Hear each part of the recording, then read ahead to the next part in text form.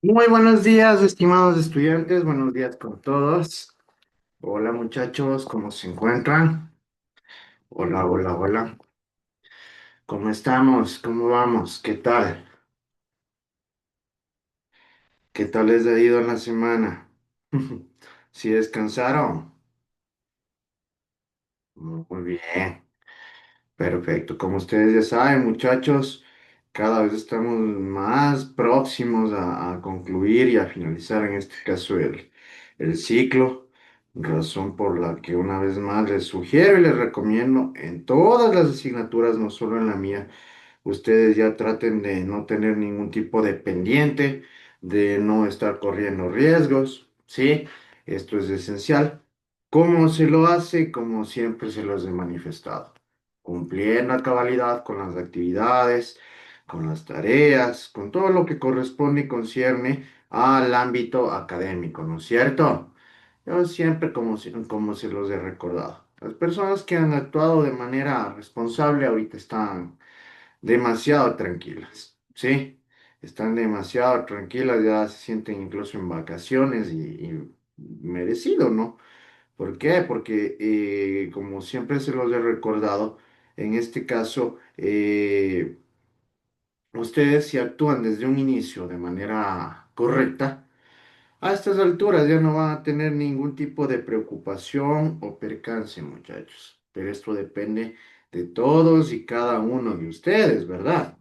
Así que mejor vayan acostumbrándose para que se mantengan así, siendo responsables, cumplidos y ya van a ver que todos los ciclos, si se manejan de esta forma, ustedes no van a tener ningún tipo de preocupación, pero ya conocen muy bien lo que sucedería en el caso contrario, ¿verdad? Entonces, son cuestiones ya personales, son temas, en este caso, eh, particulares, que ya dependerán de cada uno de ustedes, muchachos, dependiendo de cómo lleguen a actuar o lleguen a proceder. Muy bien, me han dado la grata noticia de que el viernes les voy a conocer, ¿sí? Así que el viernes nos vamos a ver por aquí y ya seguirán organizándose, por favor. Ya. Otra cuestión, muchachos, hagan pedidos coherentes, ¿sí? Vean, hay casos extremos, ¿no? ¿De dónde eres, bebé? De Loja, Liz. Ya, la Eva es un caso extremo. Si el juez me dice, vea, no, profe, no puedo conectarme porque tengo que... ¿Le comprendo o no le comprendo? ¿Por qué? ¿Cuántas horas son de viaje, Eve? 13, porque no vivo en Loja, Loja, sino Ay, Dios mío, ya ve. Pero si viven a 2 horas de Guaranda, muchachos, me vengan a pedir permiso. Por favor. Ahí sí actuemos con coherencia. Sí, ya, la Eve es un caso en el que yo puedo tomar este tipo de consideraciones. ¿Sí o no? Ya. Pero si vienen a 2 horas de Guaranda, no me van a pedir permiso el jueves, ¿verdad? Ya, entonces, bueno, en ese sentido, este particular también les pongo en conocimiento a todos, ¿sí? Por si acaso, porque ya me ha pasado con algunas carreras en las que viven en Riobamba o viven por aquí cerquita a Guaranda en los ríos y me vienen a pedir permisos. No, muchachos. Sí, en casos como el de la EVE, en personas que vivan en el oriente, ya que sean unas 9, 10 horas de viaje, es totalmente aceptable. ¿Sí o no? Pero si viven a 2 horas, no me van a pedir pues permiso el jueves. Y tomando en consideración lo peor que nosotros tenemos clases a las 8. ¿Sí o no? ¿Qué van a venir caminando? Para que se demoren tanto. Ya, entonces, ese tipo de cuestiones yo sí las tomo en consideración. La Eve, supongo que ella ya se estará organizando. Y bueno, no me has dicho nada, pero ya con lo que me comentas, en tu caso no hay problema, Eve. Sí, porque ustedes ya han escuchado, es un viaje bastante largo. Sí. Bueno, ahí sí no sé cómo irán a hacer en este sentido, pero bueno, el día viernes voy a tener el gusto y el placer ya de conocerles personalmente, aunque sea de pasadita, aunque por ahí mismo vamos a estar, yo estoy a cargo de la carrera de criminalística, ¿sí? entonces pertenecen a la misma facultad. Ya. Entonces, así que nos vamos a ver por ahí mismo. Ya. Así que voy a tener el gran placer y el gran privilegio de compartir con ustedes ahí el día viernes, ¿no? ¿Qué más de novedades? ¿Alguna pregunta, alguna cuestión por el estilo? Dime, Darwin. Licen, buenos días. Licen, una consulta. El día viernes, ¿a qué hora toca estar allá? A las 8. ¿De la mañana? Ah, Claro, la Eve ya les debe haber Licen. comentado ya. No quería yo empezar a confirmar porque ¿No? como solo llegó una sola noticia, pero con usted como ya nos confirma, No, sé ya que la es... Eve les debe haber informado. De hecho, esto ya la coordinación directamente a los presidentes les había comunicado ya de forma detallada, ¿no? Entonces ya deben tener claro todo. Ya eso, toditos los presidentes de curso, según me han informado, ya saben del tema. Entonces la EVE se supone que ya les debía haber comunicado.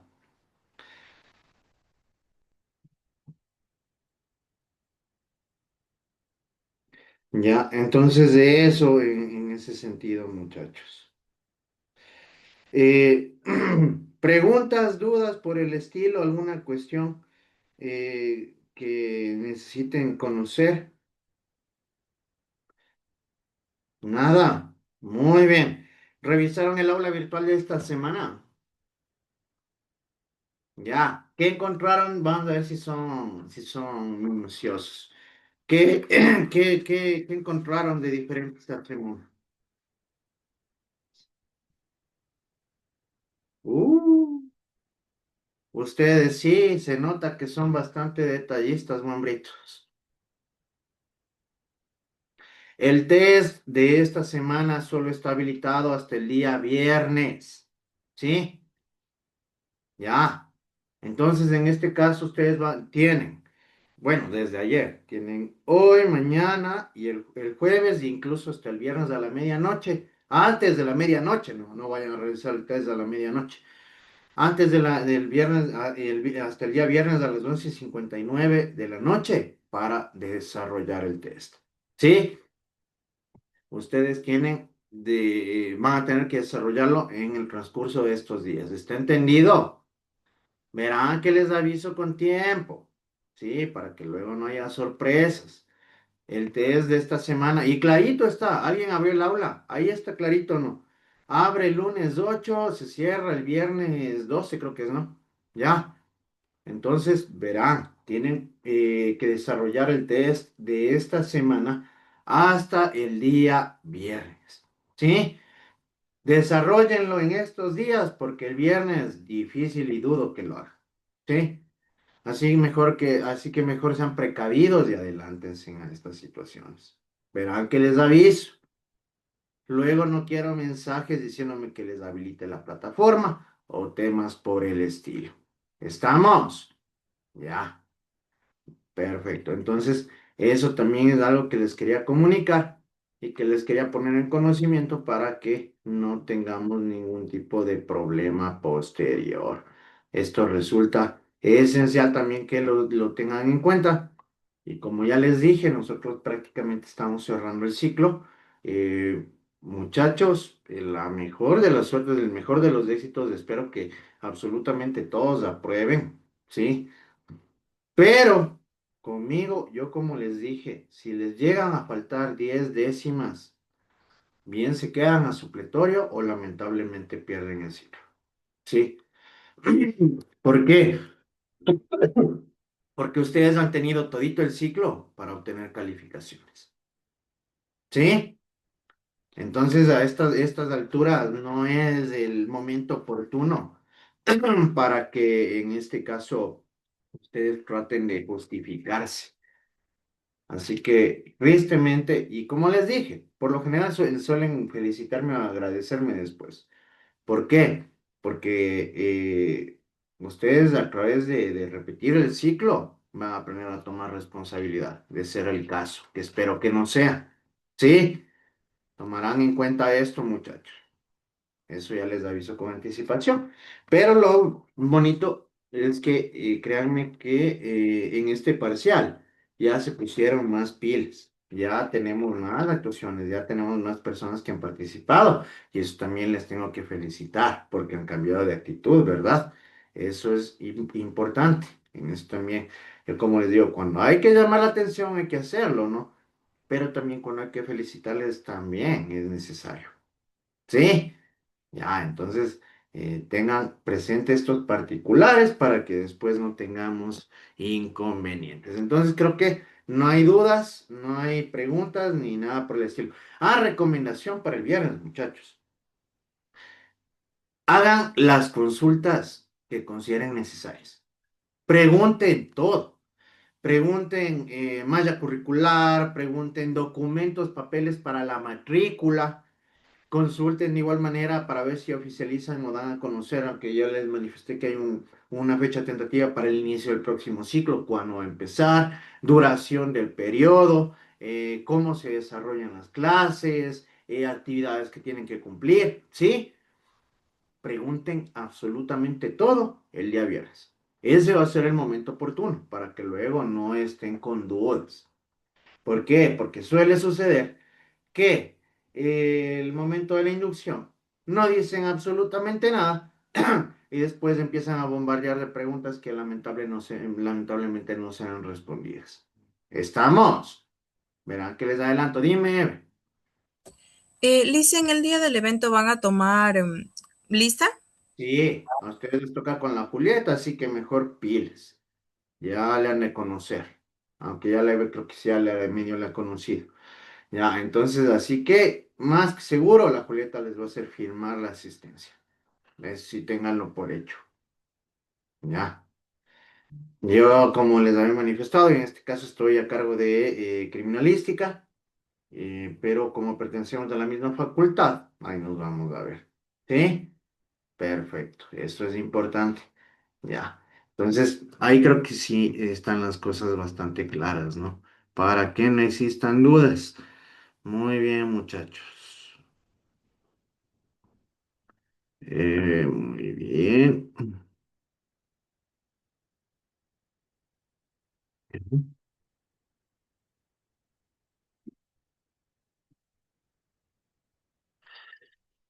Ujú. Es 9 de diciembre. Perfecto. Atentos a la lista, muchachos.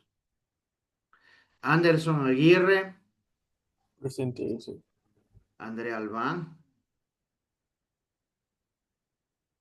Cruzcaya Andy, Buenos días, presente abogado. Kevin Barragán, Steffi Borja, Buenos días, abogado presente. Neida Borja, Buenos días, abogado presente. Luis Cadena, Presente, abogado, buenos días. Evelyn Cueva, Presente, abogado. Lidia Cubi, Jenny, Abogado. despierta Jennifer, Jennifer Chida, Lidia, Buenos mejor días, dicho, licenciado, presente. Mateo Gaibor, Buenos días, abogado, presente. Ailín Gaibor, Branly García, Jessica Garzón, Gabriela Granizo, Buenos días, abogado presente. Carlos Guamán, Jennifer López y Darwin Malisa. Presente, Licen. Hola, Daila Matute, Presente, Lice. Derlis Moreno, Talina Ocampo, Presente, licenciado, buenos días. Samantha Ocaña, Presente, Lice. Malky Patín, Ginger Peña, Presente, Dana, Lisa. Dana Perea, Presente. Joseph Pilco, Buenos días, abogado presente. Steven Kinga, Presente, abogado. Silvia Quispe, Presente, abogado. Isamar Ricaurte, Presente. Melanie Rivera, Presente, Licen. Ángelo Sangacha, Presente, Licen, buenos días. Pamela Sei, Presente, abogado. Piedad Simbaña, Presente, abogado. Juan Toapanta, Presente, buenos días, licenciado. David Vázquez, Presente, abogado, buenos días. Ralph Zamora. Perfecto. Están con falta Andrea Albán, Kevin Barragán, Ailín Gaibor, Branly García, Jessica Garzón, Carlos Guamán, Jennifer Licenciado, López. licenciado, sí estoy. ¿Y por qué no responde? Es que se llama el internet. Están aquí sin... Despierte, señorita. Están con falta Kevin Barragán, Ailín Gaibor, Branly García, Jessica Garzón, Carlos Guamán, Jennifer López, Derlin Moreno, Malky Patín y Ralph Zamora. Última vez. A ver, déjenme ver. Ya. Kevin Barragán, Ailín Gaibor, Branly García, Jessica Garzón, Carlos Guamán, Jennifer López, Derlis Moreno, Malky Patín y Ralph Zamora. ¿No están? Perfecto. Muy bien. Bueno, muchachos, también como les había advertido, estarán pilas con las asistencias, ¿no? Tendrán en cuenta eso. Aunque bueno, conmigo la verdad es que creo que no. Ah, no, sí creo que hay personas que han faltado de forma permanente, ¿no? Bueno, como les dije, conforme lo establece el Reglamento de Evaluación Estudiantil de la Universidad Estatal de Bolívar, si superan el 30% de inasistencias en lo que corresponde al ciclo, están perdidos el mismo de forma directa, ¿sí? Tendrán en cuenta eso. Pero bueno, la gran mayoría en este caso sí han sido cumplidos. Conmigo en particular creo que no va a haber problemas, a excepción de una o dos personas que sí voy identificando que han faltado de forma permanente. Pero de ahí más no. ¿Sí? Muy bien. Entonces, muchachos, en este caso, hoy vamos a continuar observando los temas consecuentes en relación a la asignatura. Como se han dado cuenta, hemos visto temas importantes, ¿no?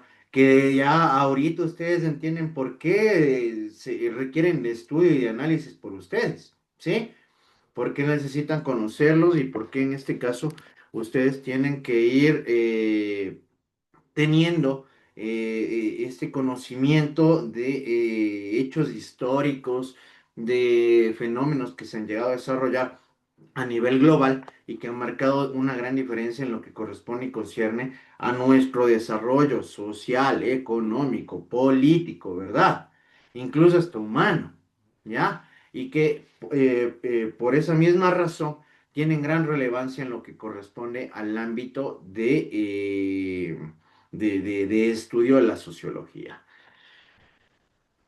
En la presente semana nosotros vamos a analizar lo que refiere a América Latina durante la Segunda Guerra Mundial y su repercusión en la posguerra fría. ¿Sí?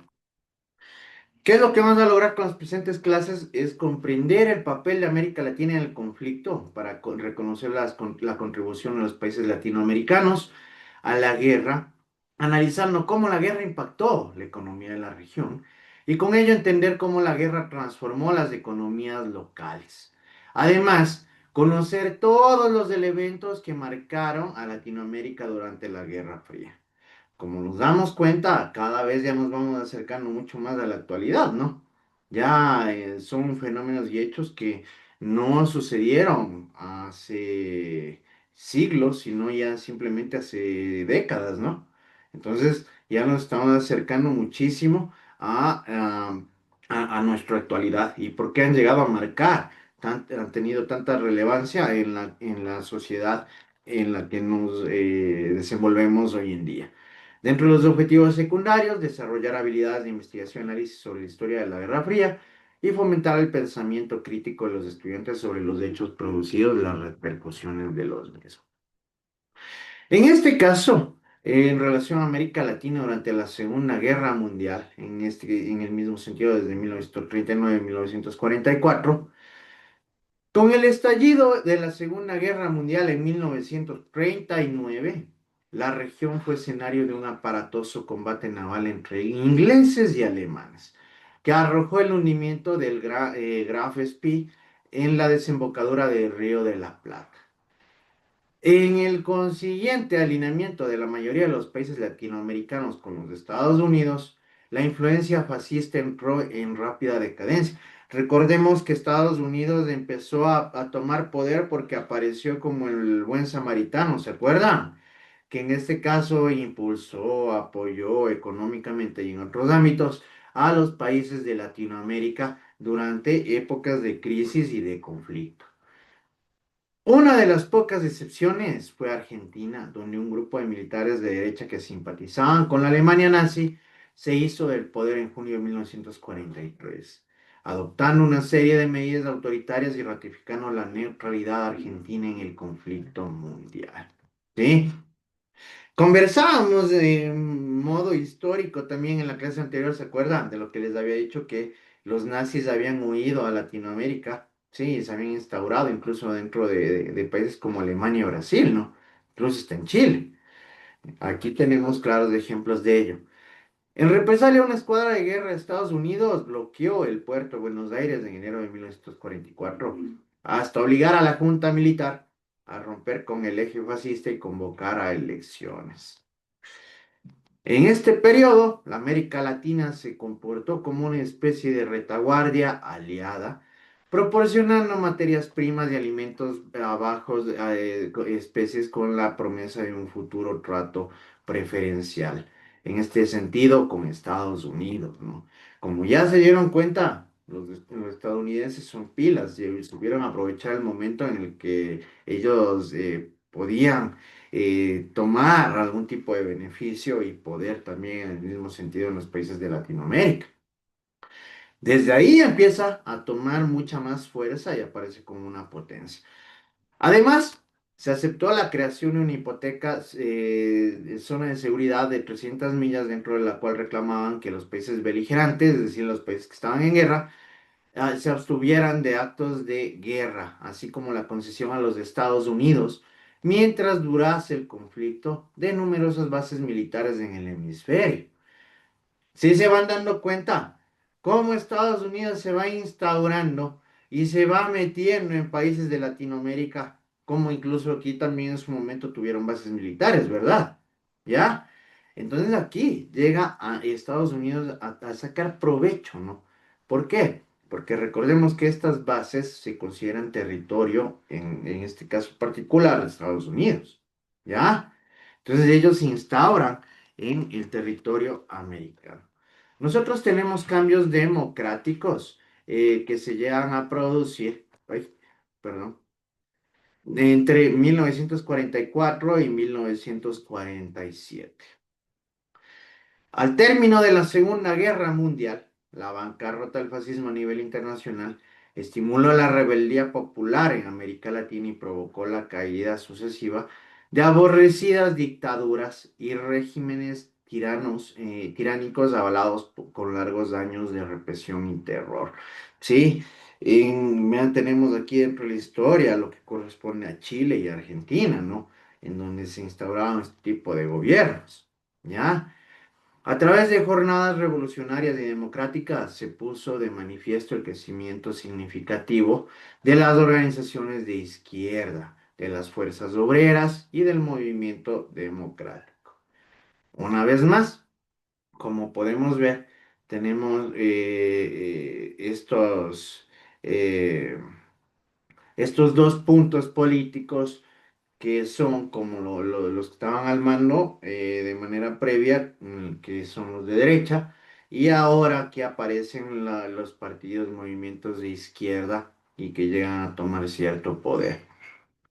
Entre 1944 y 1947, las masas populares de un extremo del continente se levantaron enardecidas por consignas anti-oligárquicas y antifascistas, en reclamo de una mayor democratización de la sociedad, de elecciones libres, en favor de la plena actividad de partidos y sindicatos, así como las reivindicaciones sociales y nacionales de envergadura y contra la asfixiante dominación de las grandes potencias capitalistas. ¿sí? Empiezan a sobresalir en este sentido los grupos de políticos que representaban a las masas que siempre fueron vulneradas, al sector social más pobre, ¿sí? A este grupo de personas que formaban parte de grupos eh, vulnerables, valga la redundancia.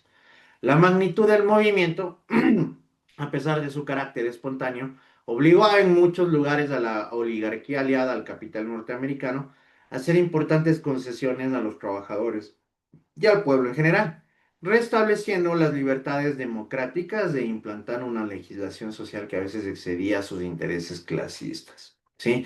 Ya se llega a imponer y se llega a instaurar un ámbito más democrático en la que ya los gobernantes y los representantes del pueblo ya no eran impuestos a dedo, ¿sí? Sino que ya permitían a su vez, a través de la democracia, ¿sí? Que el mismo pueblo elija quién quiere que sea su representante. En varios países los partidos comunistas salieron de la clandestinidad, al mismo tiempo que constituían sindicatos legales con proyección nacional. Simultáneamente se fortaleció el movimiento obrero a escala continental. El segundo Congreso de Confederación de Trabajadores de América Latina, fundado en México en 1938, pudo reunir en Colombia en 1944 a centrales sindicales que representaban a buena parte del proletariado de 15 naciones latinoamericanas. Cuando hablamos del proletariado, es la mano de obra explotada que usualmente sufría de abusos, ¿no? Que sufría en este caso que sufría de maltratos, de pagos inclusamente que eran irrisorios por la labor que ellos realizaban, ¿no? Que eran pisoteados, por decirlo de esta forma, por los grupos de poder. Pero ya aquí ya se empiezan a organizar y instaurar y en cambio estos grupos empiezan a tener relevancia. El basamiento de muchos de estos cambios políticos se encontraba en el relativo auge que experimentaba la economía de América Latina desde la Segunda Guerra Mundial. Incentivada por un inusitado crecimiento de la demanda externa, el sector agropecuario se reanimó hasta cierto punto también el minero, luego de la prolongada recesión derivada de la crisis capitalista de 1929 a 1933. Desde ahí entonces y hasta el fin de la Guerra de Corea, se registró un notable incremento de las exportaciones latinoamericanas de materias primas y productos alimenticios. Empieza a haber un crecimiento de comercio, ¿sí? Y de demanda por los productos producidos en América Latina. A la par se producía un sensible mejoramiento coyuntural en los términos de intercambio, que también contribuyó a propiciar esta ola de prosperidad, la cual se hizo sentir mediante la relativa elevación del nivel de la vida de la población. Es decir, mejoraron la calidad de vida, ¿no?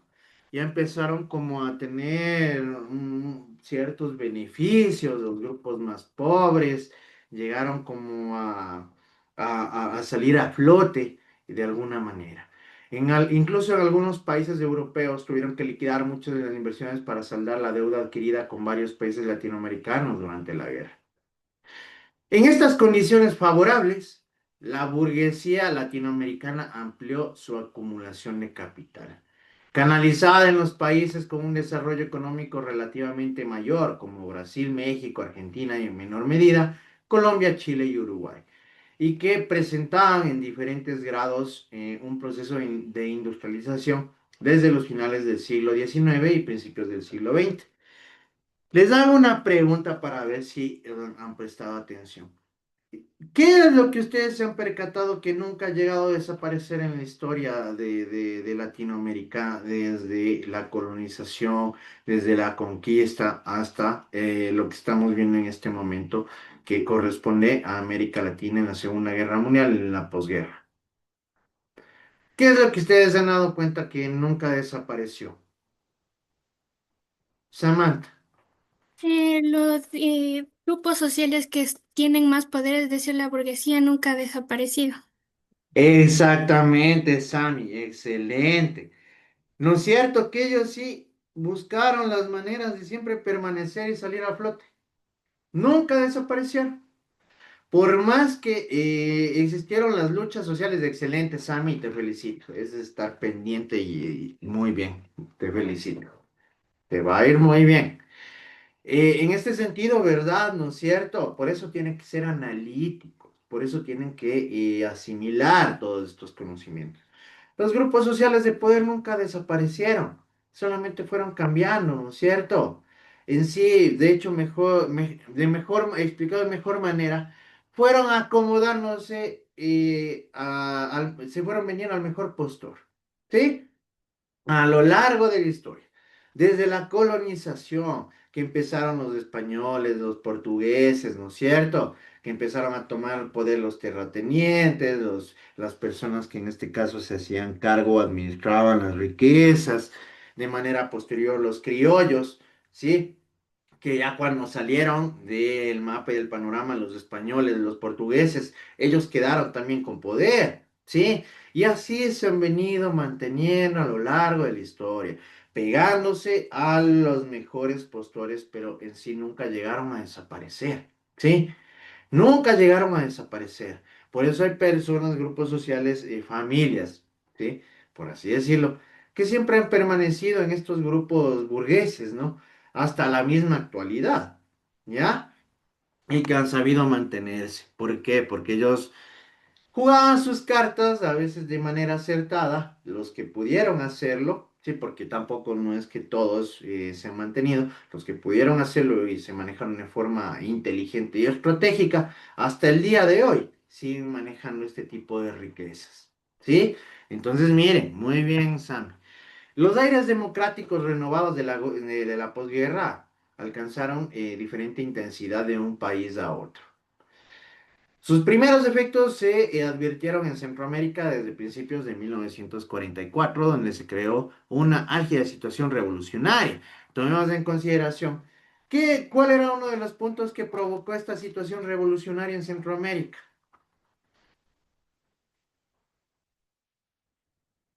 ¿Qué fue lo que sucedió en Centroamérica que provocó que existan este tipo de levantamientos revolucionarios? Eve, Que se cansaron de estar bajo el dominio de las personas que estaban en la alta sociedad, por así decirlo, o sea, la explotación. no. ¿Cuál fue un factor importantísimo también para este ámbito de que se levanten? ¿Cuánto apanta? Eh, Dicen, parece que era por la migración o No, de, por la rebelión de los pueblos, también algo así. no. No, Recordemos, muchachos, ¿quién empezó a invadir Centroamérica? ¿Quién se estaba haciendo, quién estaba queriendo apoderar de Centroamérica y del Caribe? ¿Se acuerdan que estábamos hablando en la clase anterior que Estados Unidos empezó a invadir y a tomar por la fuerza estos territorios? Entonces desde ahí ya empezaron a surgir y empieza esta semilla revolucionaria que ya se fue manteniendo, ¿no? Las luchas comenzaron en El Salvador en abril cuando se desató la incontrolada sublevación popular que exigía la renuncia de Maximiliano Hernández Martínez, pero hubo 30.000 campesinos de 1932. En el movimiento participaron los trabajadores representantes de las capas medias, jóvenes oficiales del ejército y hasta los elementos de la propia oligarquía. Una huelga estudiantil, perdón, seguida por imponentes manifestaciones callejeras y una paralización total de actividades obligaron al tirano a huir. Porque también, como lo hemos visto, existen ciertas imposiciones fascistas que se trataron de mantener y establecer, ¿no? En lo que corresponde a América Latina. Y de igual manera, así como lo decía la Eve, ¿no? Si bien es cierto, estas rebeliones, estas revoluciones empezaron desde el momento en el que Estados Unidos trató de manera abusiva y arbitraria de dominar, hacerse acreedor, dueño de estos territorios del Caribe y Centroamérica, de manera posterior si bien es cierto, ya expulsaron a Estados Unidos, pero aparecieron fascistas en este caso, como lo podemos observar, que también crearon incomodidad en el pueblo. Los acontecimientos salvadoreños repercutieron en Honduras, Guatemala, en gobernaciones a su vez de los dictadores, sí, de los dictadores Tiburcio Caricias y Jorge Ubico.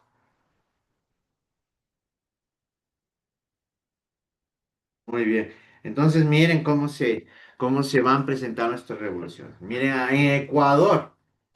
En Ecuador también las fuerzas progresistas se unieron en un amplio frente policlasista denominado Alianza Democrática, que reunió a conservadores, liberales, disidentes, socialistas y comunistas, contrario a la política arbitraria y reaccionaria de Carlos Alberto Arroyo del Río, cuyo régimen había adquirido un claro perfil dictatorial. Multitudinarias manifestaciones públicas seguidas de una huelga nacional y de un levantamiento del ejército en contra del odiado cuerpo de carabineros terminaron por derribarlo. La llamada Revolución Gloriosa llevó a la presidencia a un carismático líder de larga trayectoria política que ustedes habrán escuchado tal vez en clases de historia, como lo es José María Velasco Ibarra. ¿Sí? Gracias a aquellas intensas jornadas, los trabajadores ecuatorianos consiguieron importantes reivindicaciones, entre ellas la creación, en julio de 1944, de una Confederación Obrera Unitaria. Pero ya vamos a ver también qué llega a suceder con José María Velasco Ibarra de manera posterior. Tenemos el apogeo de la Guerra Fría que va de 1947 a 1959, ya bastante cercanos a nuestra actualidad, ¿no? Si se dan cuenta. A partir de 1947 se desató en América Latina una furiosa oleada antidemocrática promovida directamente desde Estados Unidos y destinada a frenar las ostensibles conquistas populares conseguidas al calor de la victoria sobre el fascismo. Aunque algunos de los primeros atisbos de la Guerra Fría y de la histeria anticomunista eran visibles a nivel internacional, desde antes de 1947, como en Centroamérica, como lo estábamos viendo, sin duda, la señal para la oficialización en este continente de la nueva doctrina diseñada por los círculos más reaccionarios de Estados Unidos provino de la reunión de cancilleres de las repúblicas americanas, efectuada en Río de Janeiro, la cual aprobó el Tratado Interamericano de Asistencia Recíproca TIAR en septiembre de 1947. Poco después, la Confederación Panamericana, celebrada en Bogotá en 1948, sirvió para impulsar los planes norteamericanos de conformar un bloque político-militar al servicio de Estados Unidos y definir la línea de contención del comunismo. ¿Sí? Muy bien. Déjenme revisar algo nada más.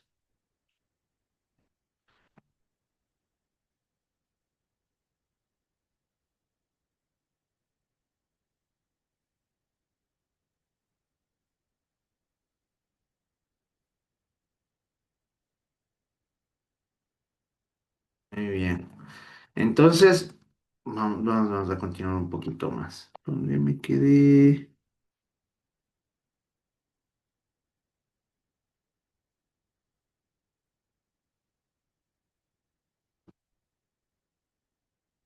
Es que me perdí.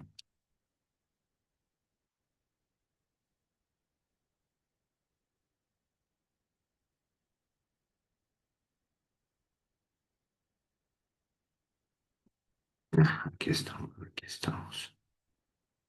Vamos a avanzar un poquito más. Ya. Entonces, miren cómo se van presentando hechos bastante relevantes en este tipo de ámbito. ¿Cierto? Ya. Poco después, la Conferencia Panamericana, celebrada en Bogotá en abril de 1948, sirvió para impulsar los planes norteamericanos de conformar un bloque político-militar al servicio de Estados Unidos y definir la línea de contención del comunismo. ¿Sí? Porque en este caso, tomemos en cuenta, Estados Unidos ya tenía una visión capitalista, ¿no? y en este caso tenía otro tipo de ideologías que llegaban a repercutir de manera negativa en relación a ellos. En ella participó el propio secretario de Estado yanqui, general Marshall, uno de los artífices de la Guerra Fría. ¿Sí?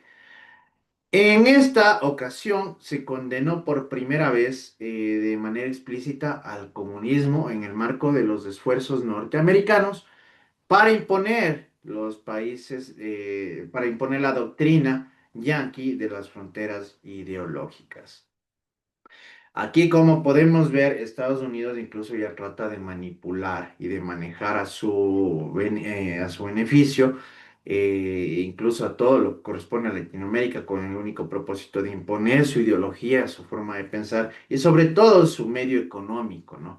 Y de comercio al cual ya estaban acostumbrándose porque se convirtieron en una potencia y ya tomaron poder y suplieron incluso a los países que en algún momento llegaban a tener algún tipo de relevancia. A partir de entonces, uno tras otro, los gobiernos de América Latina fueron obligados a alinearse en el antisovietismo, a romper sus vínculos comerciales y diplomáticos con la Unión Soviética y el naciente campo socialista y a desatar en el plano interno una feroz campaña anticomunista que nada tenía que envidiar a a la del senador McCarthy en Estados Unidos.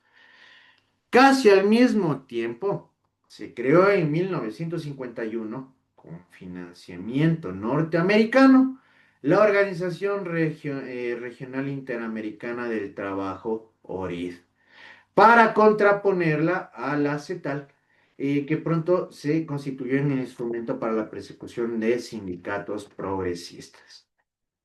Esa fue precisamente la política que se siguió en México durante el gobierno de Miguel Alemán, de 1946 a 1952, quien en 1947 expulsó de la Central Trabajadores de México a los líderes obreros comunistas y a los seguidores de Vicente Lombardo Toledano, instaurando un sindicalismo oficialista sometido a un férreo control gubernamental, charrismo, mientras se acentuaban los rasgos autoritarios del Estado.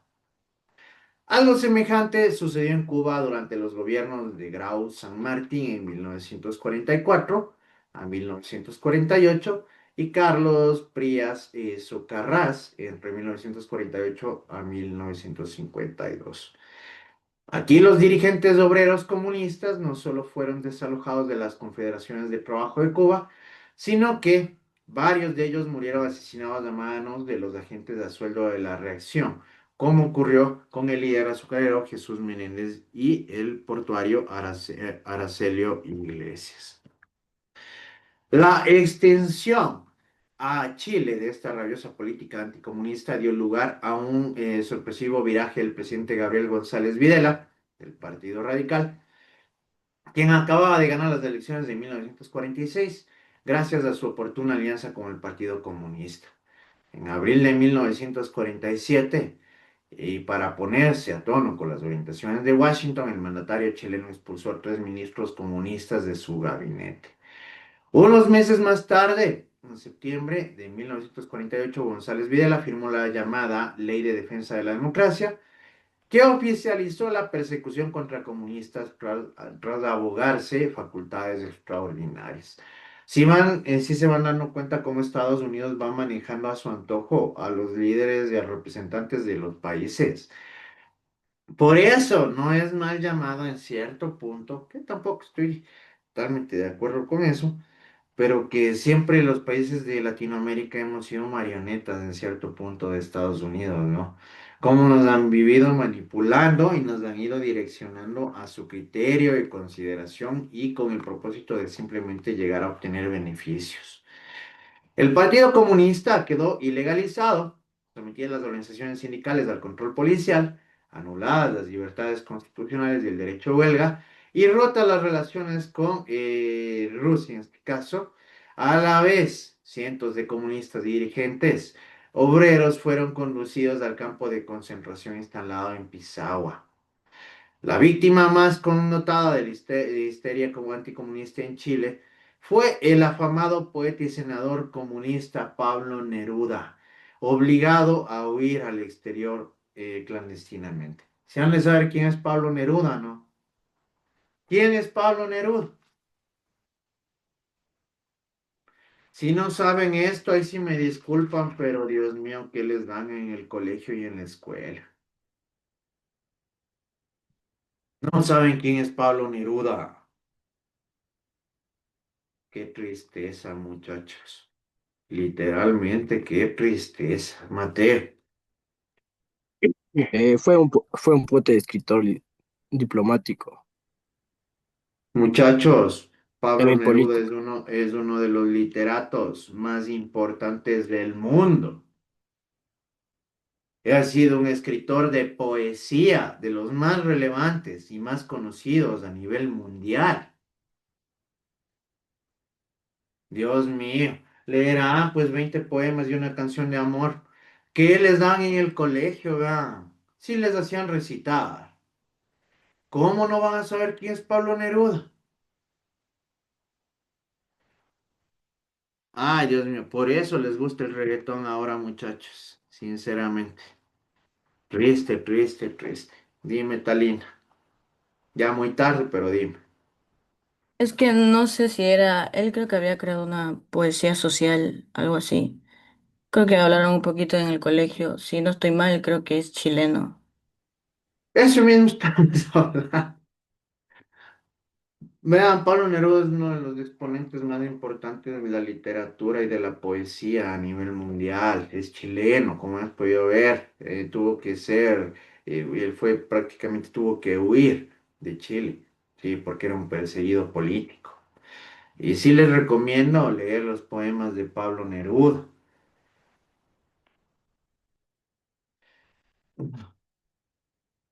Se han de haber escuchado alguna vez la frase qué corto es el amor a ver, déjenme ver, no me voy a quedar con la duda.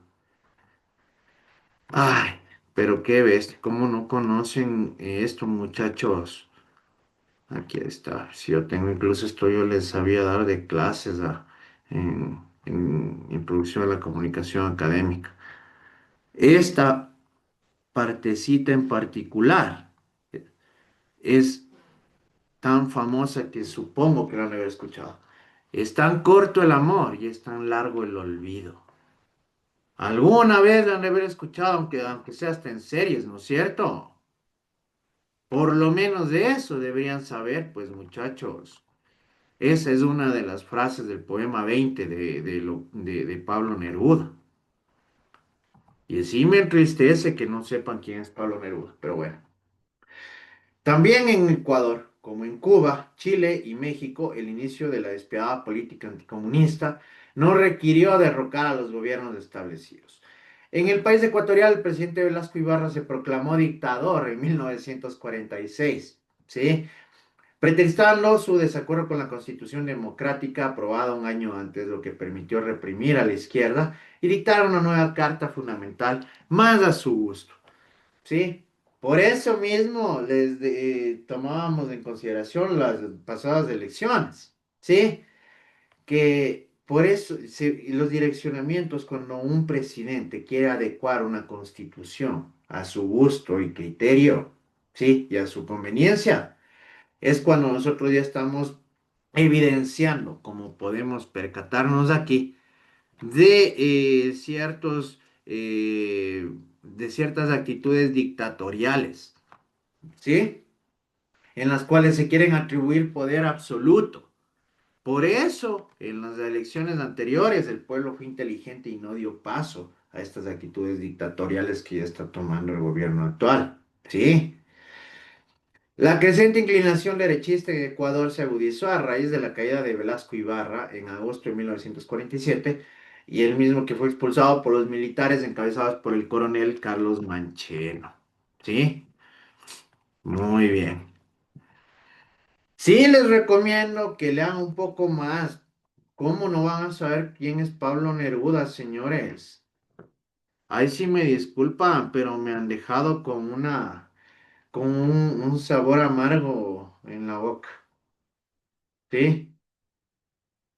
Pablo Neruda es uno de los exponentes más representativos y relevantes de Latinoamérica en la poesía. A mí me hacían leer y me hacían recitar desde la escuela Pablo Neruda, desde la escuela. ¿Cómo es posible que ustedes no sepan ya estando en la universidad quién fue Pablo Neruda? Ay, muchachos, pero bueno, por el día de hoy vamos a llegar hasta aquí. Muchas gracias.